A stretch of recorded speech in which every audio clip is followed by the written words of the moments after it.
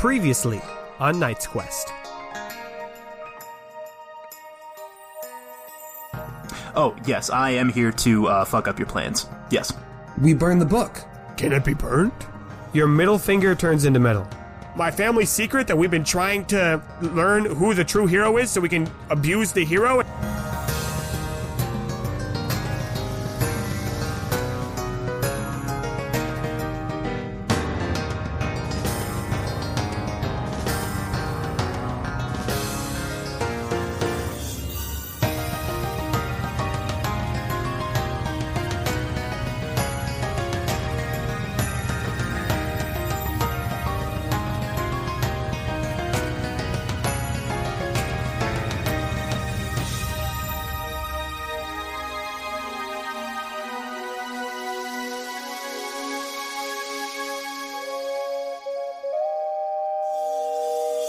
Hi guys, welcome back to Knight's Quest.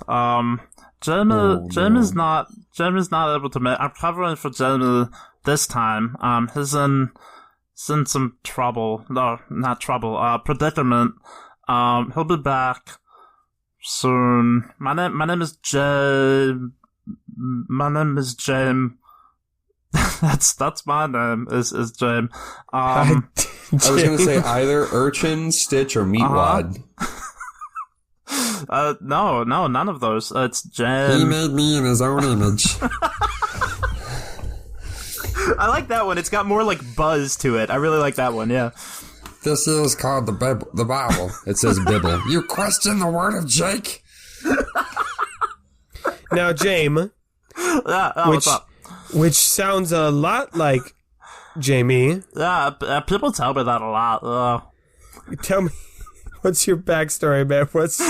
What's your deal, dude?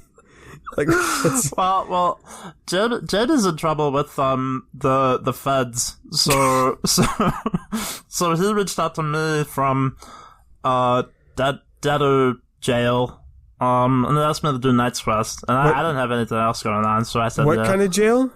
Debtor, like for debts, I think. Oh, I thought you said like debtor, like the debtor jail. Like wait, like not dead jail, debtor jail. Super dead jail. Yeah, really dead.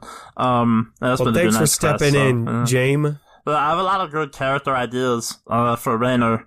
Raynor is gonna be intensely sexual.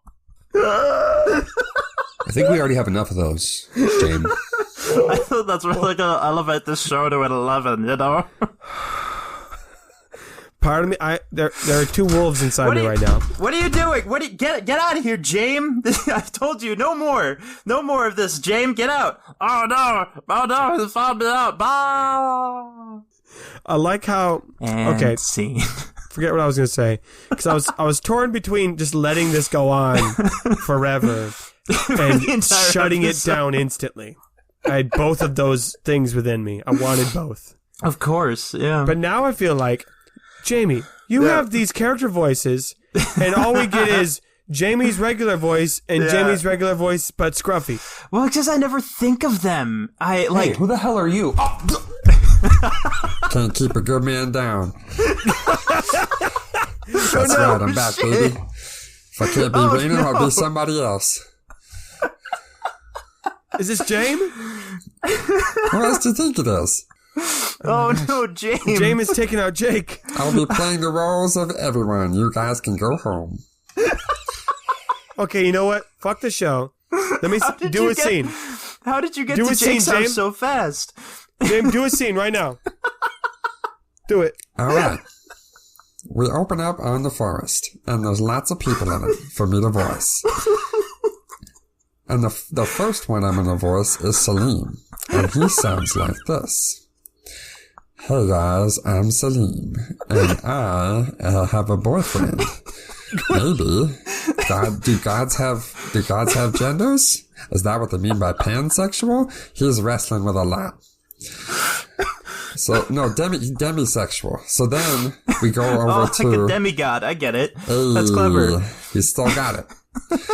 Then we go over to Jonathan. He's flying right now, so he can't hear him much. It just sounds like...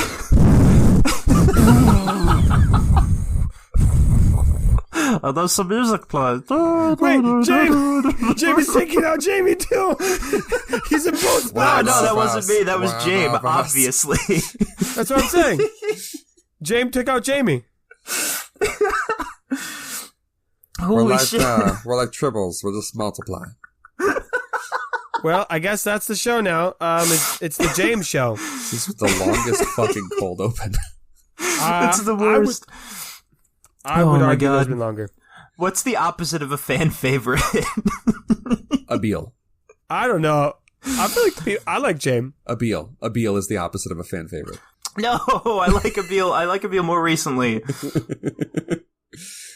We've got drama to deal with today, folks. Another day, another drama. And James can't save us now. He never could. He never could. James can't save himself. I was supposed No. to save anybody else. I thought you were about to go back into James. Okay. Well, today we're going to focus on our main party because there's a lot of stuff they got to deal with. Oh, yeah. So that's where we're going to be today. And let's just get some time under our belt. Let's get things moving as they've been traveling through jungle because, again, we got to get to the end of the season. So we're just going to cruise. Yeah. The party with a hostage-held Leroy Yeah. is moving through the Orwell jungle, moving up into the mountains. And we're not going to roll dice. We're not going to look at each day. We're just going to say, as they're journeying, and I have a place where they're going to stop. As they're journeying, what are the things that everyone's just doing? We won't do any scenes, just like describing what people are doing. Eloise and Grorg are having the kinds of conversations that normal courting people would have that just haven't come up. Like, what's your favorite color? Who's your favorite golf ball player? Those kinds of questions that, like, have not been relevant to the general party, but, like, now they're relevant, you know? They're being intentional with their conversation. Yeah, they're finding out, you know, do their Zodiac signs match up? If not, who cares? You know? Oh, my God. Is there a Palladium Zodiac? Nathan? What?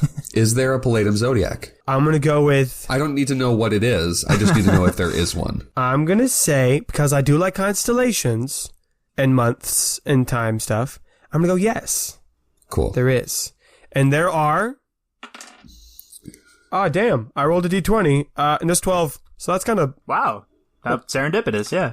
Yeah, it's 12 months in the year. I guess there's still 12 Zodiacs. You just can't escape There you them. go. That's how Zodiac works. Yeah, no matter where you are, there's always 12 Zodiacs. Yeah. Eloise was born under the sign of the stag. Sure. Cool. Which Grorg, of course, called the Truchas. Yes. Oh, sure, yes. yeah. And Yeah. I have a chuckle about that. Yep, they have a charcoal. And Grorg was born under what Eloise knew as the candle, Cool. but he knew it as... The Wayu. No, he's not from the Beacon. Duh. Never mind. But it could still be a... It can still be a Wayu? Those trees Okay. exist. Yeah. Yeah. Okay. It looks like that. It's up and something on top. Constellations are hard to see, you know? They haven't unified that across the globe yet. But yeah, I think they're being coupley. Knight's Quest conspiracy theorists, you know, it's no more flat palladium.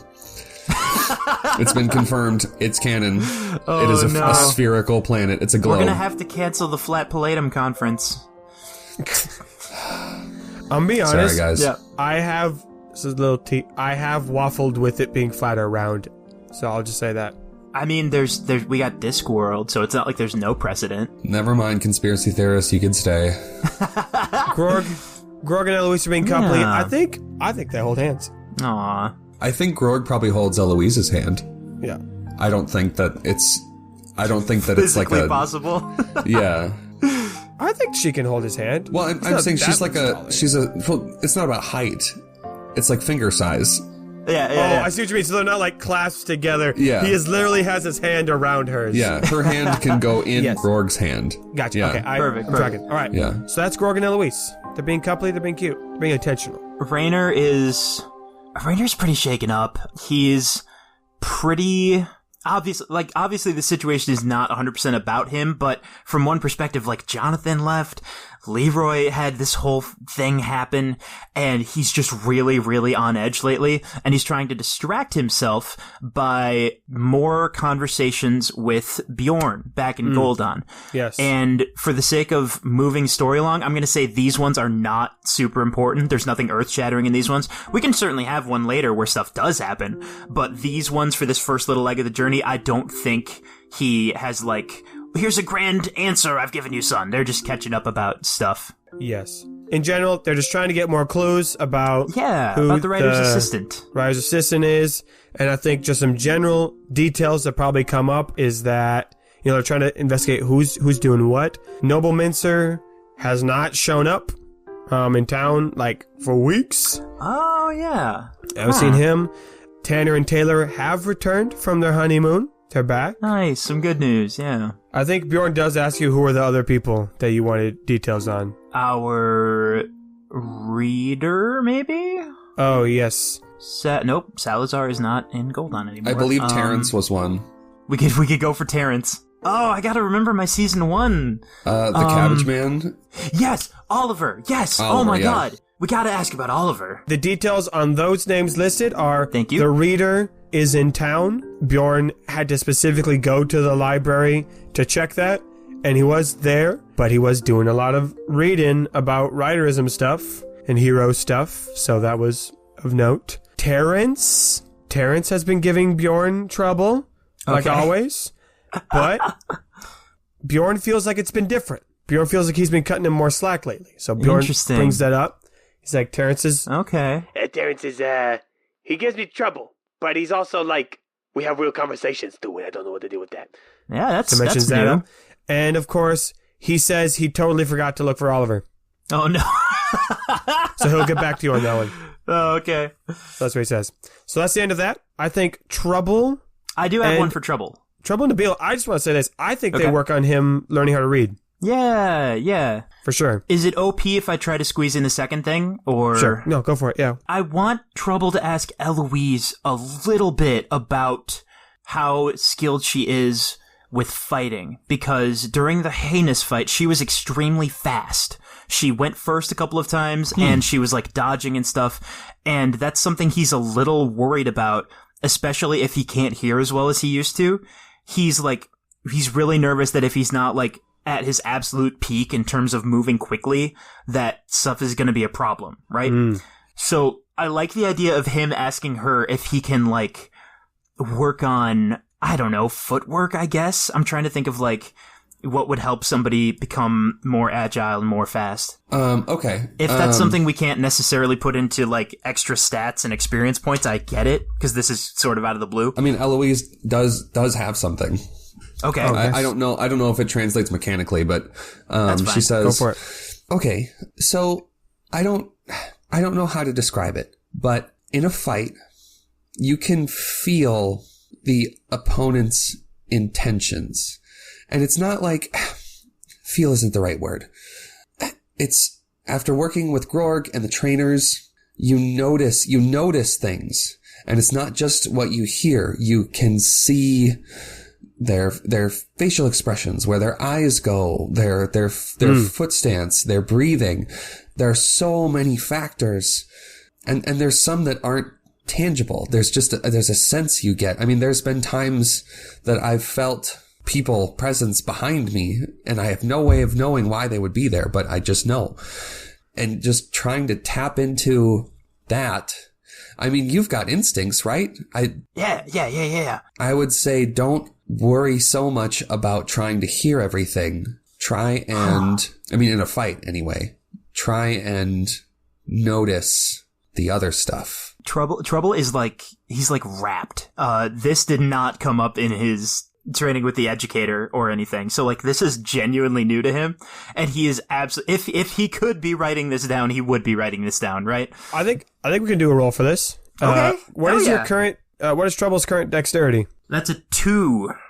I guess he already does have a check in fancy feet, but I still felt like it made sense in the story to bring it up. Well, I think we can try to bump up dex in general. What is his intelligence? His intelligence is also a 2. Okay. I want you to roll intelligence, because you're being taught like a knowledge skill from Eloise. So roll. It's going to be a difficulty 3 because you're trying to get it up to a 3. But I think you get a boost from Eloise teaching. Love that. So let's see if you can overcome the odds. Is what we're trying to see. And if you succeed, you will get training experience. What do we got? Oh, god damn it. That's everything canceled out. That's a perfectly blank failure. Oh, man. I mean, that's a hard thing to translate through words. That's fair. Yeah. Yeah. I think it's one of those things where, like, maybe part of it could be, they'll hearing work on and it. you didn't hear everything. But I think more of it is, like, you're trying it out, but you're just not quite. It's one of those things you need to experience. Yeah. You need to experience it to see it. And you're not in any of those situations. It's something he's going to come back to. He's not giving up on it. Yeah. So. Yeah, I think this could definitely be something in the next fight. He can try to use it, and then that'll give us something to play off of. I'm writing down a new move. If he can't use it yet, that is okay. But for now, I want the move to be there. So yeah, I think that's trouble. And of course, back to Abil teaches him how to read. He's still learning, but he's got like the basics. So like they just started with some simple. What language do you think? Probably everyone else's language, right? What I said in the conversation with Abil that I kind of need to hold to it now that I've said it and it's canon now, bitch. What I said is that I had trouble say I can kind of read Tarivian, but I'm going to need to know this language because that's what everyone would be speaking and writing if it was ever a situation where I can't hear it, you know? Yeah. Yeah. So they started with everyone else's language, learning just some key letters and phrases. Yeah, yeah.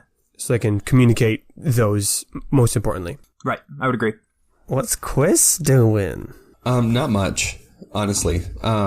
Quis is not talking much. He is distancing himself as much as possible from Leroy. And I think it's probably really painful at times because like that they don't take up a lot of space when they camp at night, but he tries to be as far on the opposite side of camp from him, but he does not take his eyes off of him. Well, and I'm sure Leroy probably tries to engage, but Quis is just not giving him the time of day. Yeah. I feel like Leroy, the first day, maybe even day or two, he's still kind of trying to fight it. Like, I feel like they like came up with a system where they like tied him to Grorg's back or something. Yeah. Where like Grorg can still do his stuff, but Leroy's on there. So like first day or two, he's like, come on, let me go. We don't need to do this. Just give me the book. But then he kind of like realizes it's just not worth it. So he's just kind of like traveling with them. And maybe there were discussions of like, can we leave him? But I think both between Grorg and Raynor and Grylta, they were like, nah, we're trumping that. It's weird and kind of sad to picture it, but I feel like most of our characters probably aren't talking to him. I mean, you wouldn't, you know? It's such a weird, tense situation now. I'm not saying everybody has the difficult emotions that Quis does, but I think there is a sense of like, I guess I better stay away from Leroy now for at least my two characters, if not everybody. I do think that adds some tension to Eloise and Grorg's conversations. Yeah. There's always a nagging, like, he's right there. Like, they can't get away from him. Yeah. And they can't really ignore him either. I think maybe, like, when they set up camp, he'll, like, set him down and maybe someone else watches him and they maybe have more private talks then. But, yeah, it's kind of present and, well, kind of annoying. It's weird that we have to carry him everywhere like a piece of luggage. Yeah. I think he definitely asked during the first few Saki-Taki calls to talk to his parents, but everyone's like, no, absolutely not. Not if they're the ones who started this, so. And Grylta's just leading the charge, staying out of the drama. That's how she is. I have something I'm a little curious about. Is Leroy still... Does anyone remember, is Leroy still wearing the machine, the LMI? I thought it was, like, in him. I thought it was, like, a part of him. I want to say it was, like, a little headset, kind of. It was... So the LMI, they shaved his hair. It's not, like, implanted in him, but it was, like, form-fitted. It, like, branched off from his ear, kind of went off the side of his head. So his hair's grown back a little bit. So you don't see it as much. He's still wearing it, but he doesn't need it really anymore because it kind of unlocked most of the Mirjik and all the memories back at the end of season 2. It's kind of why we haven't mentioned it because, like, they kind of came back. That being the case, I would like to have Trouble ask Abiel a quick question. Okay. There's no easy way to bring this up. So you remember the floor of the arch where Leroy got that memory thing that's on his head now? No. No? We found him in the desert. You weren't there. You were not there yet. I was not a human yet. I have been to the gate, though. Okay, long story short, Leroy got this weird machine on his head that was supposed to bring his memories back. Yes. I think it kind of did, a little bit. Great. That's good, I guess. So, like, I don't know, after all the weird shit that went down, what if I, like, I mean, you know some things about magic from Tarif. If I, like, wrestled it off his head, do you think it would, like, take some of those weird music shit away from him if he can't remember it anymore? I'm going to have Abiel roll for lore, which he's pretty good at. I just want to see if he knows about memory magic, so I'm going to make that a difficulty 3. Sweet. Just because I don't know if he knows this, so that's why I want to... I can't believe I forgot that Abiel wasn't there. I mean, that's pretty, on brand. That's pretty on brand for Abiel, yeah. Yeah. Well, normally it's that we're forgetting he is there. Right, now he's there all the time. We don't know where he's not. Yeah, 3 successes, 2 advantages. What? Oh my god. Yeah. He's like, oh yes, memory magic, yes, that's, I remember now. That's quite a dangerous type of magic. I have not dealt with it myself, though many have claimed that I've been cursed by it, but oof. No, I would say that this device is a limited memory indicator, or lost memory, and I don't quite know. But it just tells him when he has lost a memory, but when he remembers, that is of his own strength. So, okay. I don't think it is supplying the memories. I think it's just a signal. So, okay, gotcha. There's that. I will say that was a success. The 2 advantages will be... But I do think you are on the right track that if he had not remembered all of this magic stuff, I think he would have stayed the fun, annoying... bread guy, and not the mischievous, plotting bread guy. I don't know. I don't really know him, but, you know, Quis and Raynor seem pretty torn up about it, so I don't know. I was kind of picturing me going in, just like grabbing it off his head and being like I did it. I brought old Leroy back. I guess it's not really going to happen. I think, and this is the other advantage, as he says, I think, unfortunately, this is the old Leroy. Oh, fuck, dude. I got chills. Did you, like, rehearse that? No, I just... That was really good. Thank you. I'll trying to get better at being dramatic, but not being dramatic. Yeah, no, I gotcha. It's better when people don't expect it. Yes, thank you. All right, so that's everyone's that's the travel end of stuff. Our very helpful conversation. You're welcome, everybody. You're welcome. So they've been traveling through the jungle, and as they've been traveling, it's been getting a lot cooler. Heading... The fucking trees have sunglasses. Everyone's doing kickflips. Nobody's ratting you out for drugs. Nobody's doing drugs.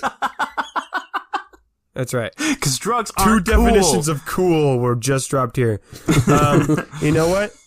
All jokes are canon. There's definitely a bird that looks like it has sunglasses. Like, that's the feather pattern. Fuck, okay. I'll make that. I'll give you that. And it's going to be the Throckmorton. The Throckmorton? Yes. That's what it's going to be named. Where have I heard that word? It's a fucking textbook about my cousin Throckmorton.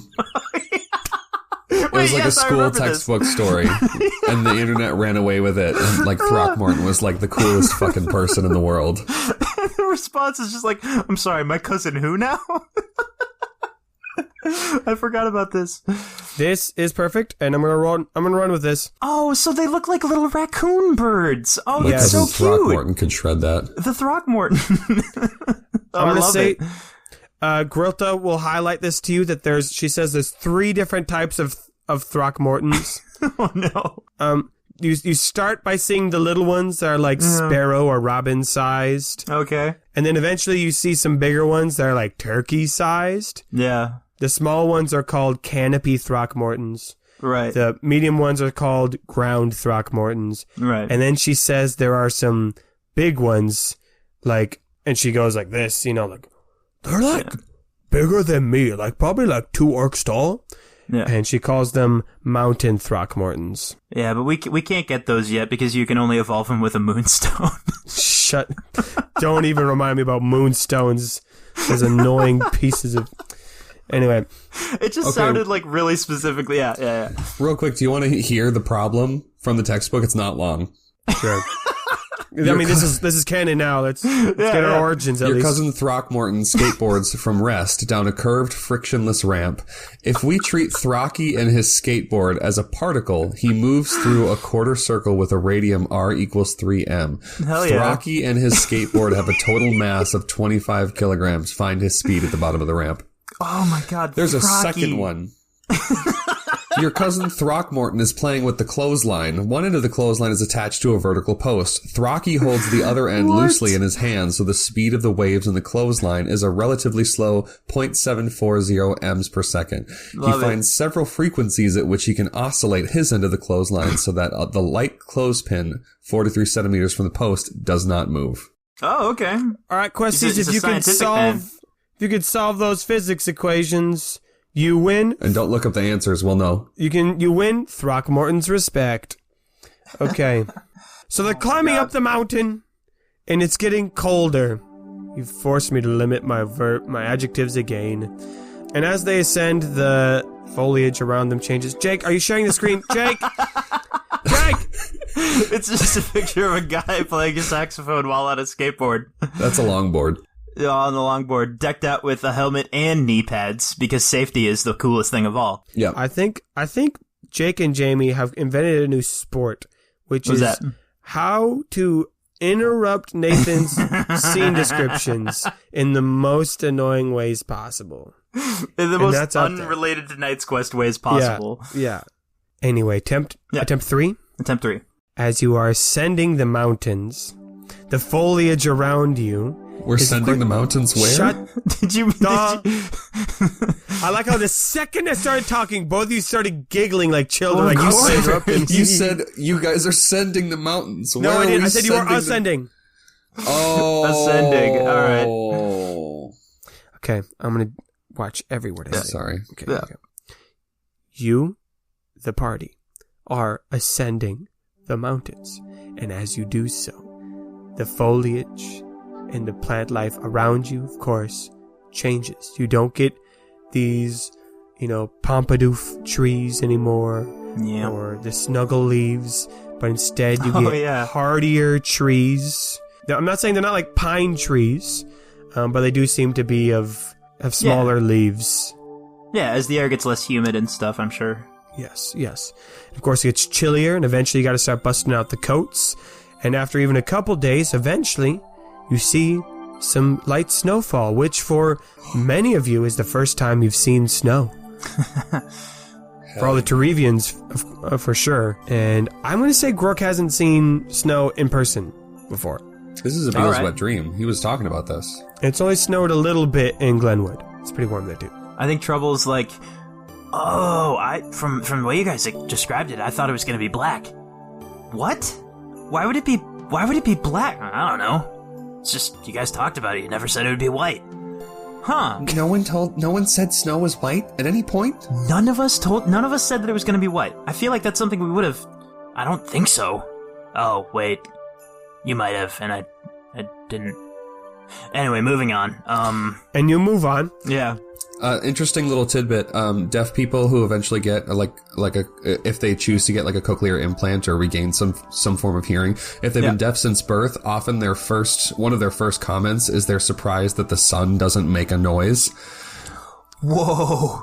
Because having not heard anything and there's this giant ball of gas in the sky, they assume that it makes a noise. Right. Oh, that is terrifying to think about. Yeah. Well, if the sun did make a noise? The sun in Knight's Quest? Shut the fuck up. It makes a noise now.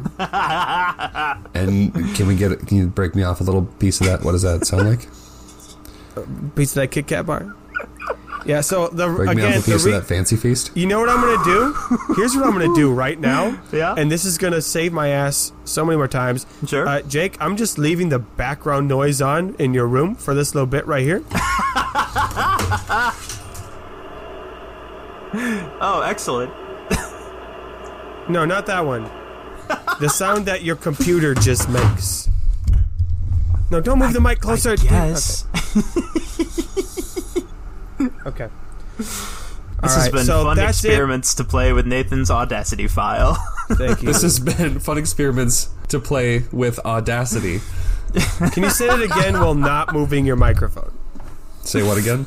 This has been fun experiments to play with Audacity. This is how to be audacious Yeah. with me. So anyway, the characters, they don't notice it because it's just a sound that happens, I guess, only during the day, though. It's just the day sound. But no one really talks about it. Trouble. The hum of Trouble's day. like, finally some peace and quiet. The hum of day has gone away. Yeah. I'm just gonna come out and say it. That's an unexpected side effect of the whole hearing thing. Yeah. Trouble can't hear the terrifying, shitty sun anymore. The sun hum. The sun hum. Yeah, it's a documented scientific phenomena. Yeah. Anyway, we're going up that mountain. Yeah. Running up that hill. And after about 2 days of being like in the mountains, I mean, you've gotten pretty high up now. Grilta leads you and says that you're going to be setting up camp in a specific location. And as you near the end of the day, and you've all got your coats on because it's chilly, you see, as you turn around one of the ridges in the cliff, you see a fort with dark stone walls. Oh, hell yeah, okay. All laden with snow. And as you get closer, you can tell that it is definitely abandoned, right? There is nobody here. There's been no activity. There's no banners waving. There's no sounds of people moving. And you enter in through a clearly broken down gate. It's been smashed for some reason. And when you enter into the fort, you can see that there are doors, some of them still well made. There's a couple that are either bashed down or were never there to begin with. Yeah. And there's just snow. There's a blanket of snow on the top of all of the walls and the battlements. You know, there's a couple of towers. It's not like huge or massive, but it's big enough that you could, probably house an entire battalion or small army here. You see that there are some, as you walk around, just again, there's an open center space between the walls and the larger towers, which are facing down the mountain, as if that's the area they're trying to protect. There are some crates or barrels, but many of them are destroyed or just barely peeking out from the snow. The only other thing that is definitely of interest is you can see in the center of this open courtyard is what appears to be like a dark purple tube that seems to stick out of the ground and then come back down. And there is no snow on top of it or around it. And as your party gets closer, Grilta leads you to this area. You can tell that it is warmer, that this tube, this dark purple tube is warmer. And as you get closer, you can see that there is a soft pinkish glow coming from out of it. It's not like bright that you're blinded, but you can tell that when night falls that it will provide a soft magenta light over this space. And also heat. And also a little bit of heat that Grilta says, all right, we're going to be setting up camp right here by this root. The what now? Okay. Root. This is one of the roots of the heart of anima that crawls through the mountains. Oh, that's a literal thing. Oh, yeah. Yeah. I was gonna say, oh no, I think it's something alive, and it was gonna be this whole dramatic thing, but I guess if it's a root, that makes sense. That it literally is alive. Yeah. Huh. Quis goes to touch it. Yeah. All right. Yeah, so obviously it feels warm. It's not hot. It doesn't burn you. It couldn't cook anything on this, but it is warm, especially against, the cold winter air. Not winter, just mountain air that you've been against. And I will say, if he had, let's say he'd maybe used a spell that day or whatever, his DP is restored. Whoa. Yeah. How Not does it instantly, but like as his hand warms up, he feels his anima fill too. How does it make him feel? Makes him feel good. Makes him feel refreshed. And I don't want to say like full, like bloated, but full like, Wow. It was a good meal, but not in his tummy, like in his... for the soul. Yeah, in his soul, yeah. He feels full. Did you say it goes out of the ground and then back in, so it'd be kind of like an arc? Yep. And there's just enough room that you could like sleep underneath it, but not like, maybe crawl, but not stand up underneath. Okay, so how tall is the whole operation? I would say that the root itself is about the height of you guys. Like, okay, maybe two of you could wrap your arms around it just barely. Sure. Okay. Trouble's gonna climb it, and then he's gonna be a little disappointed because it's not that much higher off the ground than when he started. And he's just like, oh, well, I mean, and then he sheepishly gets back off. Eloise points at one of the guard towers and just kind of like elbows him and points. Now we're talking. Now this is what excellent. Okay, let's do this. Trouble's gonna go climb it. I think Grelta's gonna say, just as he's walking away, she's like, all right, we're gonna set up camp right here by the root, because it's the warmest spot here. That's why I chose this fortress as our spot for the night. Do be careful. Well, I haven't actually been to this fort before. Again, I'm a tree knower, not mountain knower. So just be careful. I don't know if there's critters here. There might be some mountain Throckmortons around here. They do like Heart of Animal roots because of their warmth and energy. So just be on the lookout.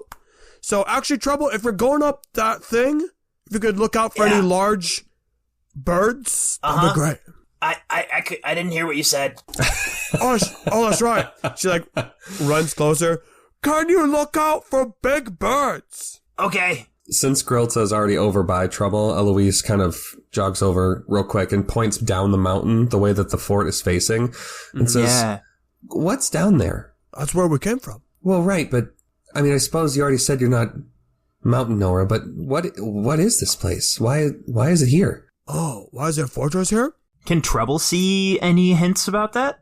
Is there anything else from this perspective? Yeah, Trouble, roll searching. Love it. And Eloise, roll ratiocination just to see if she can like discern from like looking around the mountain. I'm gonna say both of you difficulty 2.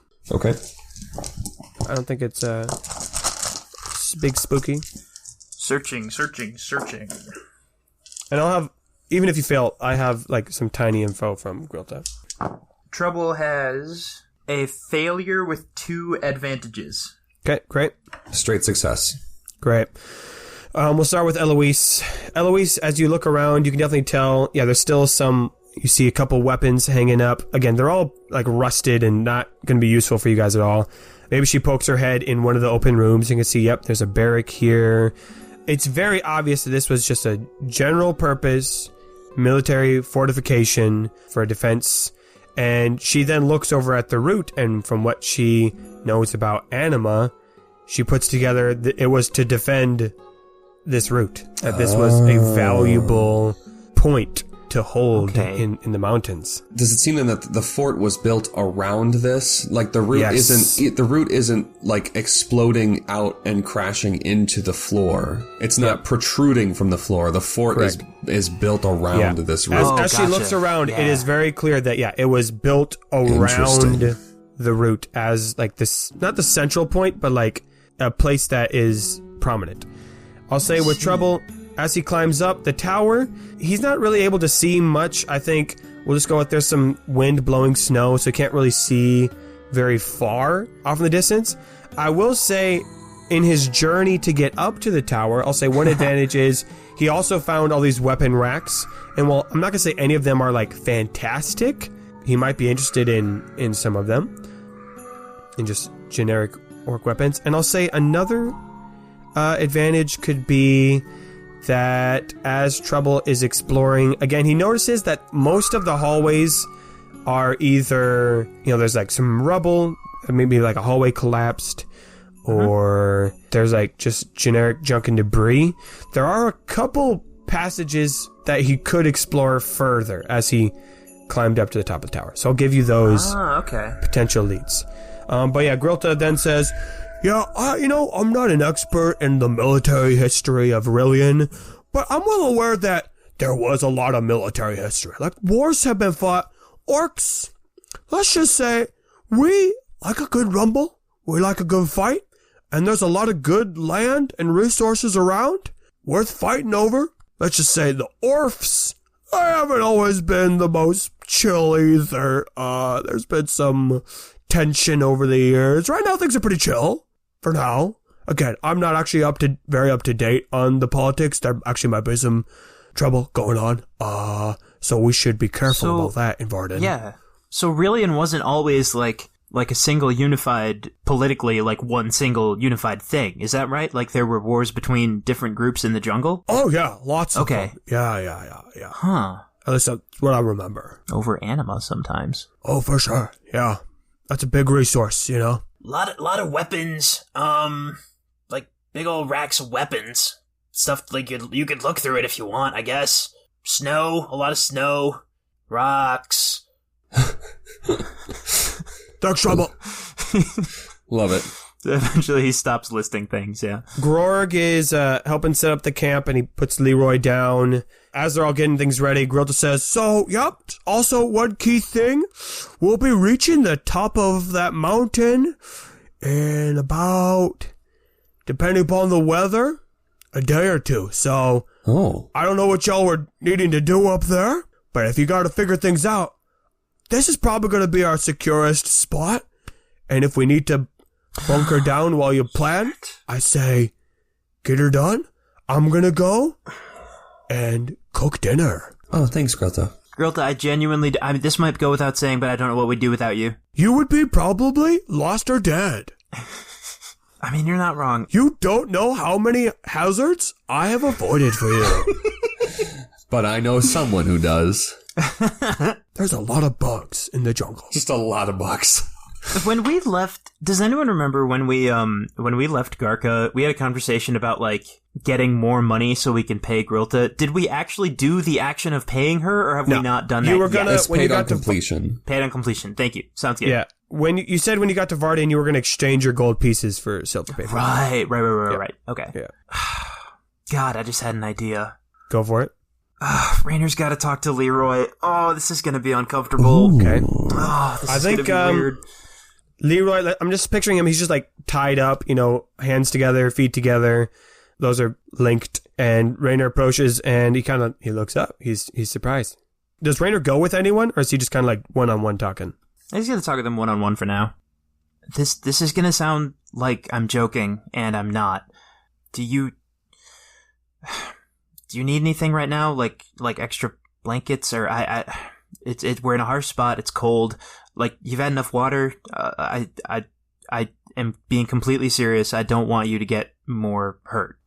Roll camaraderie. I just want to see how cold, pun intended, Leroy is right now.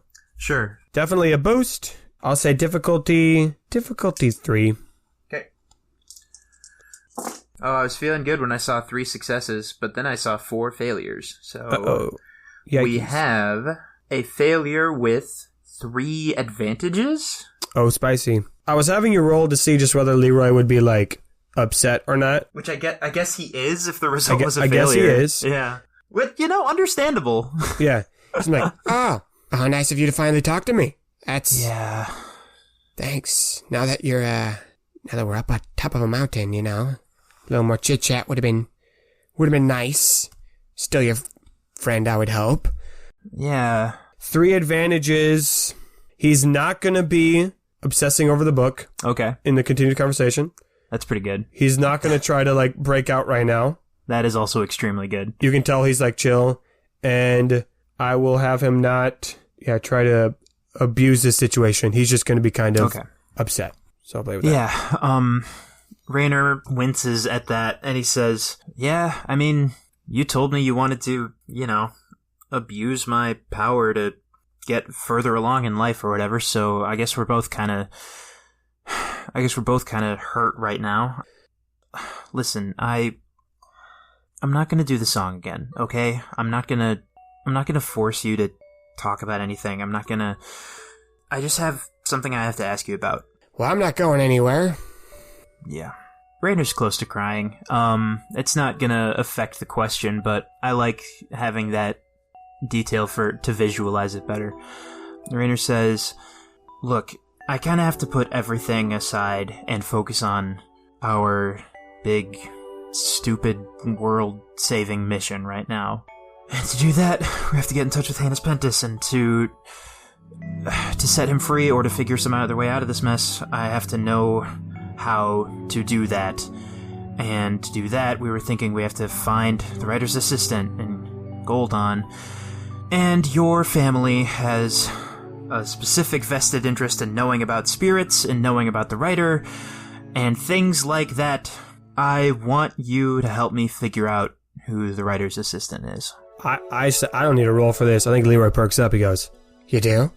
Yeah, I've been talking to my dad. I've been trying to find out what I can from Goldon, but I mean, well, I was going to say it's a big town, but it's not really a big town. But, there's only so much info you can get just from, secondhand chatting with someone. And I thought if anyone knows more about spirits and their disguises and stuff in the city of Goldon, it's probably you. Ooh. Okay, I think this is a big question. I should probably let there be a roll for this.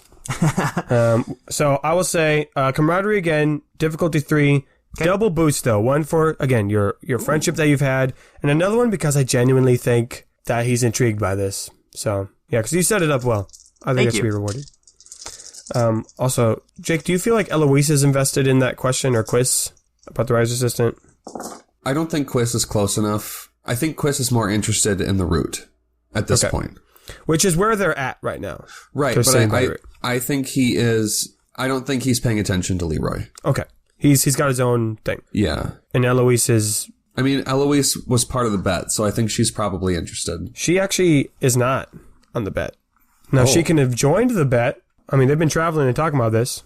But she doesn't know anybody in Goldon. I think that's why she wasn't in the bet in the first place. Yeah. Oh, sure. So probably not as much. I mean, she's interested to know, but I don't know if this question is like...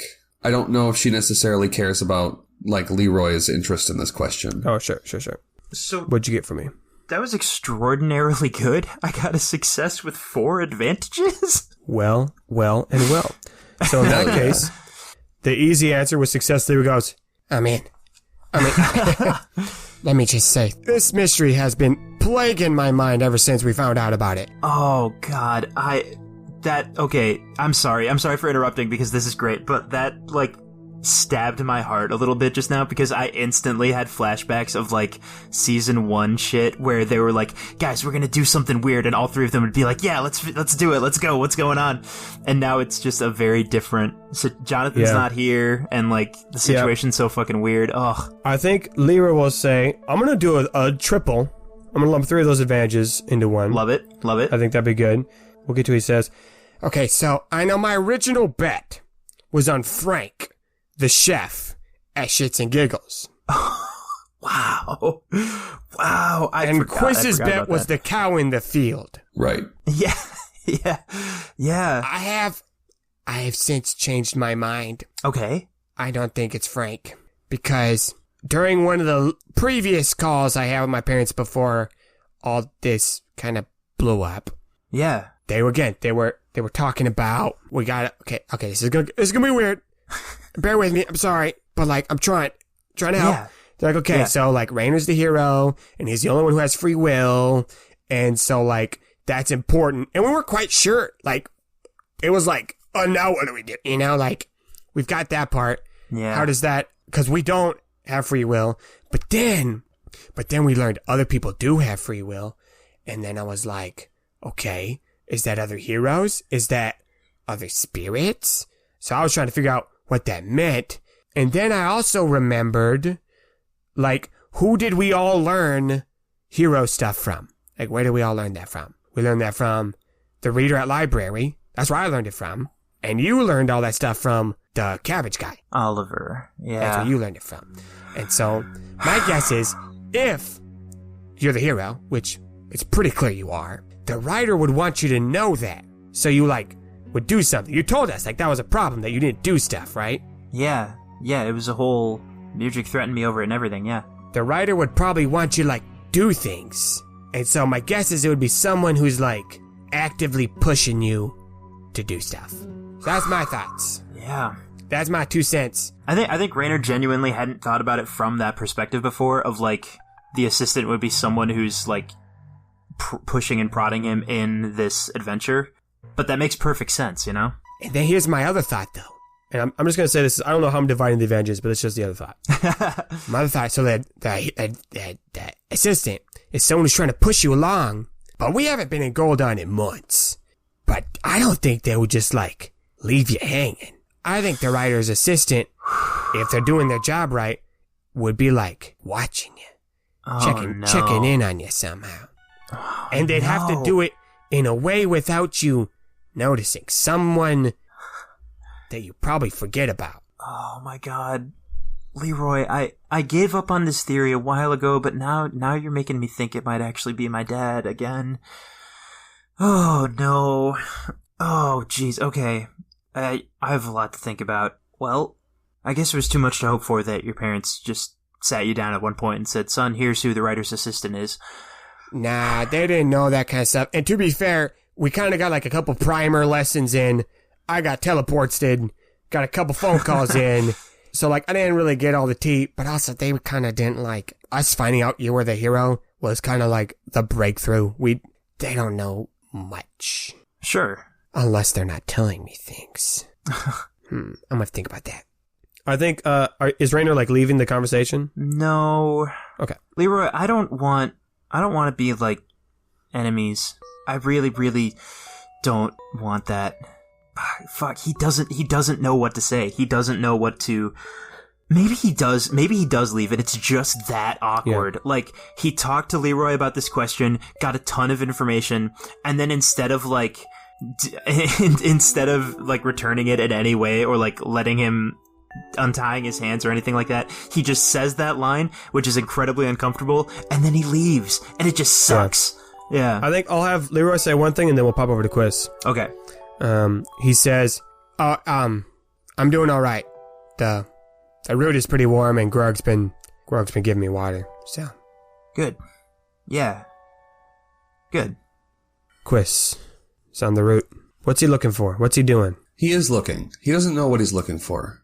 I think, I mean, you made the joke earlier. I don't know if it was on recording, but you made the joke earlier of the two wolves inside of you. And I think he's really wrestling with that idea. Maybe not wolves, but he, grew up as a magician. He grew up with magic and has had quite the taste for Mirjik.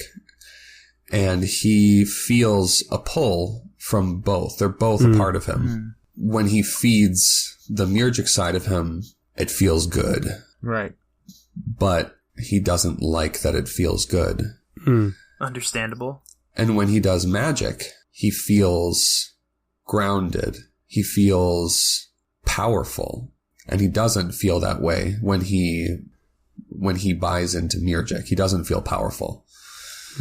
Interesting. And we're on the same page, clearly. Yeah. And so I think he's sitting here looking at this bizarre phenomena, and he is trying to find a sign. He's trying to find a message. Yes. He's trying to find something. And maybe there isn't, but he's just kind of basking in the warmth of this weird root, trying to find some point to navigate to. Yeah. Give me a ration. Haven't done one of those in a while. Yeah. Ration. Give me a quiz ration dash. The difficulty is going to be... I'm going to let you decide. You can do 2 or 3. If you choose the lower one, the rewards will be some more obvious things. If you do the 3, I'll give you some more deeper rewards. I'll give you a boost because of your attuneness to magic, but I think also a setback because of this other wolf. Okay. Which difficulty? 3. He's going for the 3. I'm feeling good about this one.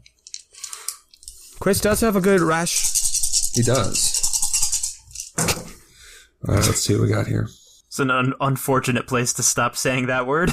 That's why I said it. My favorite one of those is Inside you, there are two wolves. One of them is gay. The other one is gay. You're gay. I saw one just this morning, and it said, "You've got two wolves inside of you. One of them snores, shoo, shoo. The other one snores, me, me, me, me, me, me, me." You shared that one. Yeah. Tis true. Really good. It's hard to sleep that way. So, I got 3 successes and an advantage. Okay, Shit, great. All right. This is a good so day of rolling for Jake. As soon as Jonathan leaves the party. Yeah. Quis is just like, this is a good route. Some things you observe with the route as it's getting later. The light, it's not blinding light, but enough that it can fill the whole courtyard. Like you can, almost like a full moon would do. Sure. Lets you see things clearly. Something you notice, because you're watching it for a while, is that the light and the energy and the warmth has a fluctuation to it. I'm going to say because you succeeded, there is a very clear spike every 7 or 8 minutes. I was going to say there's a very clear message. It comes in letters and says, "Quis, don't go towards the light." Yeah. No, so there's like this steady rhythm where like every 7 or 8 minutes there's like a bigger push. And like you only feel it because you're like analyzing this route. Like you wouldn't feel it if you're farther away, but like with your hand out you feel like, ooh, like almost like a little shiver comes through, and the light illuminates a little bit more and it gets just a little bit warmer. But even beyond that, I'll say with your advantage, you can even feel that there's smaller fluctuations within it that, again, you don't notice unless you're paying attention, that there's this smaller, almost like pulse to what's going on in here, with the bigger spikes every now and then. I'm gonna say part of the success is, again, you truly feel like, yes, there is anima flowing through this. Like this is a pipeline for it. Was Quis there when they went to the fight Dujas situation? Who went on the super secret jungle mission? He was there. Yeah. Rainer and Katrina for sure. Yeah, you definitely were there. You know there? that it's the Okay. same thing. Maybe not the exact same route, Oh, sure. but this is the same thing you saw earlier. Okay. That was tapped to the Wayu and gave it its magic. Also, I bumped with my foot in real life the place where I've put all my old item cards, and the one on top is PB, and it made me feel the immense guilt that I only do feel whenever I've realized that I haven't mentioned PB in like 10 episodes. So PB likes the route. He likes flying around it, and he lands on it because it's full of warm magic. Yeah. And he chirps and makes sounds that I will put Actually, in later. you know what? Quis, I'll give you this then. That's your advantage. Because all that stuff was success. Right. I'll say. The one advantage is when PB flies over and like gives the chirp. Yeah. It's louder. Oh. And like, but not like bad. It's like Interesting. louder, and because he's done magic with his chirps before. Yeah. But like you notice, like being in contact with this root, and like you noticed this instantly, right? It filled your DP. It enhances your magic, and so if Quis hadn't gotten it beforehand, he definitely gets. Oh, that's why this fortress is here. Oh, because this is like this is an important thing. Like if you control this, you control power and magic. In this region, at least. The reason I asked you what I was asking is because I want Quis to do something, and I don't know how. I don't have a move for it. I don't know what I would do to make it happen, and I don't even know if it's possible. But Quis feels this radiance of anima coming from this root, and he has this conflict inside of him. He has the feeling that he can't keep going without reconciling the two parts of himself. Okay. He wants to face Conquest. What? Oh, shit. And he wants to try and channel anima through himself from the root out of the wand and manifest Conquest. Holy shit. Okay. Okay. That's Quest Season 3. Everybody is hitting the apex of their character arcs. Quis, Damn. give me one more ratiocination. Okay. And, again, I'll give you a boost. Difficulty 3, make one a red, though. Okay. Because you're trying to do some spicy things.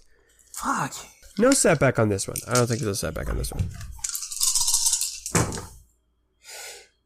I got a triumph, you guys. What? Fuck. Oh. Hold on. I'm not touching anything. Taking a picture? Yeah, the red die was nothing. Oh, that's good. That's good. Wow. And even after that, it's still an advantage. Like I have a success, an advantage, and a triumph. Oh Okay. my god. Then, I'm assuming you want to use the triumph? Shit. Yeah, I have to, right? you're not It's saving not possible without it. Wow. Okay. Then, That's so good. here's what happens. You're realizing that. You're thinking about it. And I think, who has the book? It's in Christopher, Okay. I thought. Yes. Quis kicked it out of the fire and put it into Christopher after it did not burn. You remember the last time you destroyed a Murgic item was with a whole heck ton of anima. Yes. It was Okay. Jonathan and the pickaxe and The dagger, all dagger. connected. It was It was a all group that effort. shit. And so you come to terms of realizing if you want to destroy this book, you need to destroy it with a bunch of anima. And you've got a pipeline directly to the heart of it right here.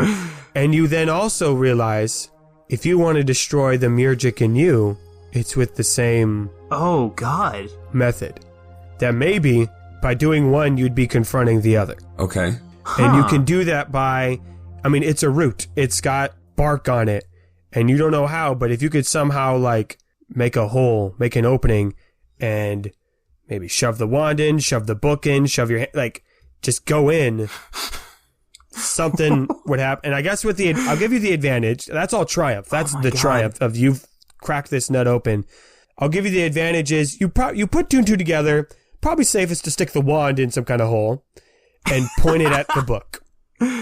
And that wouldn't for sure destroy it, but that it would then create that opening, that conflict, that path to destroy Conquest, and the Murgic book would then be opened, and you'd be in a pretty good position. So you're saying, if Quis was to, lock and key style, get the wand into the root and charge it, and then use that?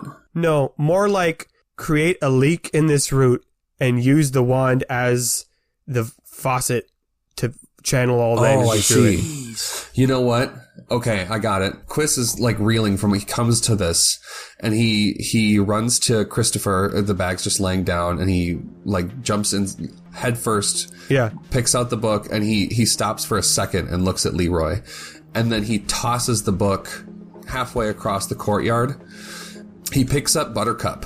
Oh. Where has that been? Has that been on Rainer's person, or did you put it in Christopher? I realize this will kind of sound like a retcon, but I think it's fair to say that Rainer is not carrying it on him when they're at the fort. Maybe he just set it down somewhere. I think. Right. Yep. No, that makes sense. That's my fair. vote is that it's fine for Quis to find it somewhere and pick it up. Yep, that's fine. Keep Okay. going. Sweet. So he's two-handed holding it and just ramming the boss of that shield into the bark boss! to try and The create pointy an bit. opening. Yeah. No, the boss is the round metal bit on the... Oh, so you're trying to dent it. Oh, it's the center of the flower. Yeah. Yes. Yeah. Okay. It's the hardest thing on the shield. He's just trying to knock off some bark, create an opening. Yeah. He chose not to use the spear. Yeah, because I don't think he wants to pierce it. He doesn't want to hurt it. He doesn't want to impale it. He just wants to reach it. Okay. He's gonna channel into the magic life stream like it's fucking Final I hate Fantasy to say VII. this, but I think that's a strength roll, my guy. Ooh, okay. And I don't think Quis is very good at that. And it is a tough tree. It's going to be a 3. But I will give you a boost because of the anima in the air. Well, Nathan, you're going to love this. Oh boy. Is it my favorite? It is your favorite. It's a success with 2 disadvantages. Oh, good. Okay. It's not worrying. I'm going to say then you are able to... Quis is just going. Right? He's just flailing this shield at this root. And I'm thinking everyone's eating dinner at this point, and they kind of turn and see what's going on. And you succeed. You are able to get to that anima core. Hey, has anyone seen my shield? Okay, I'm gonna be blunt. I'm gonna say that Like the you shield. happen to get it right when one of the pulses comes through. Love it. So there's you hit it, you weaken it, and then this pulse comes in, and it kind of flings you back, and you're gonna take 1 point of vitality. Oh boy. Okay. I think that's 2 disadvantages. You get hurt. Yeah, you fly back and just kind of hit, and you're just gonna bruise back. For sure, you get everyone's attention. They're all like, "Quis, What's going on? He doesn't respond. Now, he does have a metal middle finger now, right? Yeah. You do. Yeah. Yes. So I'm just going to say right now, if it's not already, he changes it and makes sure that the dragon spit ring is on that finger. Yeah. Ooh, all right. And he just runs forward and jams the Bawayu wand into that hole and turns around and just like a fucking bodybuilder or like an Olympian on the rings in a T-pose. Just one hand in the tree, the other giving the hardest fucking bird to this book. Yes. Yes.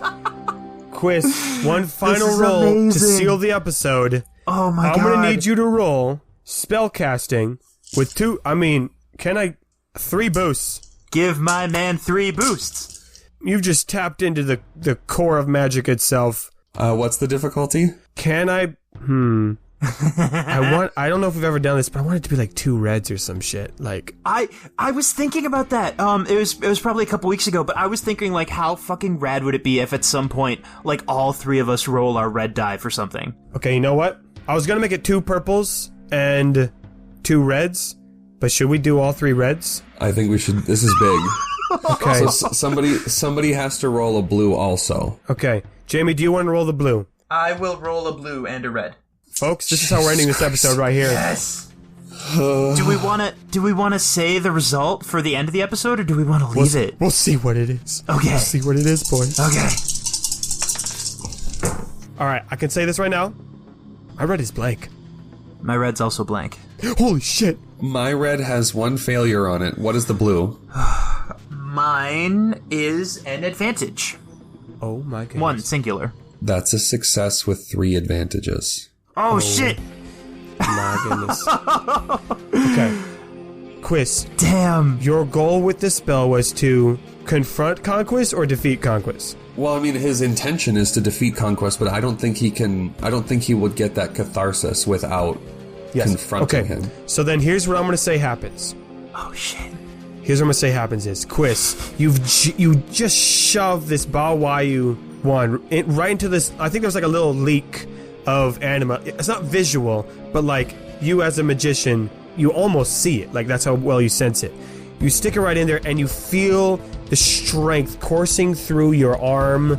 You know, again, you can sense it flowing through your own blood, making you physically stronger, making you more mentally capable, emotionally more aware, like just more than 100% of yourself. And as it flows through your center half, you get just enough time to extend your arm, point out your metal middle finger with the dragon spit ring on it, and the dragon spit ring itself, you don't see it do this often. It curls around your finger and like perches on the top of your finger and opens its mouth as this wall of fire comes shooting out of your fingers, and the snow melts around it as this cone, this column of swirling fire extends towards this book that's just chilling in the snow. And as it stops right at the book, and you see the book rise upward. It starts floating upward, and the pages are flipping wildly, and you can see it's starting to burn. This did not happen last time. Right, the pages are crackling. You can see that there's smoke rising, and Quis, you are just dead focused on this point. This is what you see. You're staring down the barrel of this fire at the book as it almost seems like it's screaming. You don't hear it, but that's the kind of it's like shaking, like an agony, and everyone else is watching. They're all staring. I mean, no one is eating at this point. They are just in awe. I think Leroy is frozen. Like the implication that we're still sitting down like near our food is so funny to me. And Quis, as you look down the barrel of this flame, almost on the other side of the book, you see someone who looks just like you. Ah, there it is. And he says, "Hold this."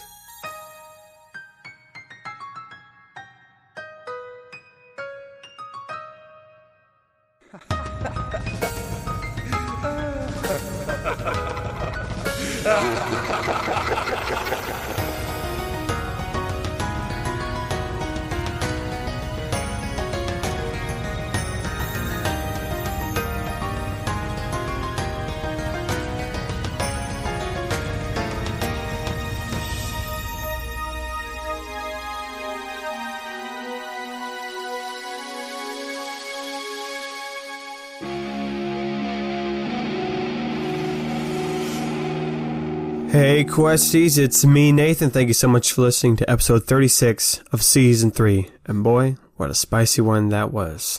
I hope you enjoyed it, as always. Especially, I hope you enjoyed that music. Who here loves Jamie's music? I mean, come on. That's killer stuff.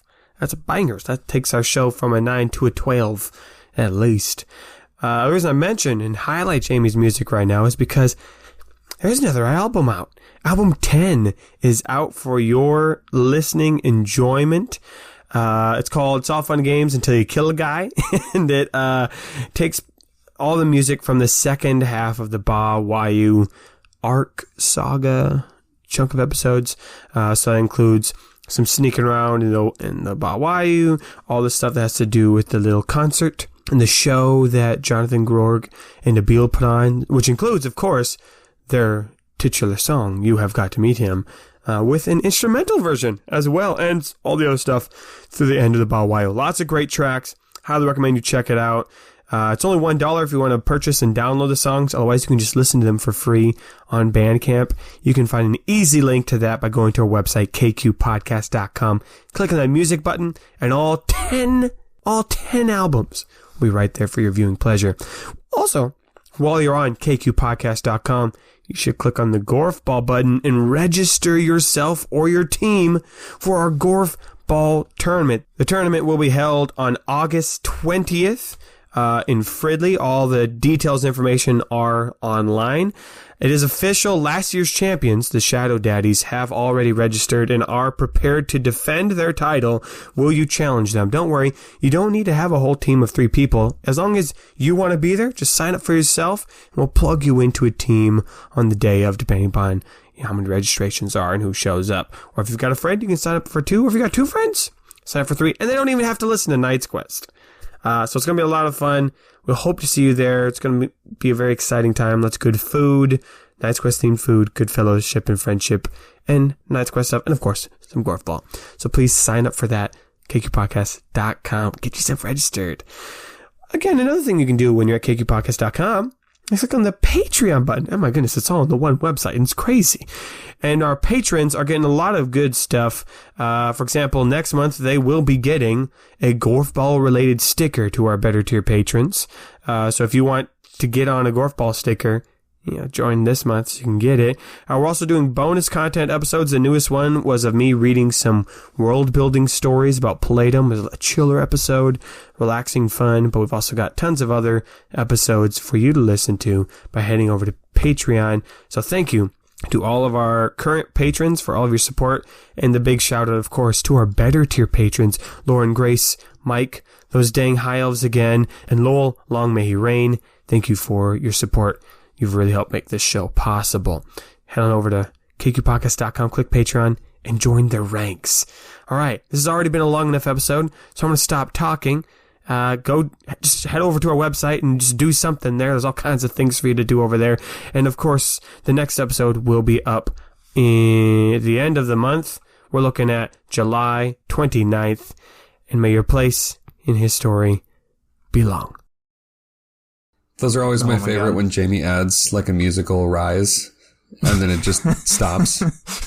Like you start describing, so there was one in particular in season 2 that absolutely slayed me, where it was such a serious tone, and you started, and it just. I think you did that. Yeah, the brass section is my best friend on GarageBand because it's really good for. Yeah. Anyway, attempt 3.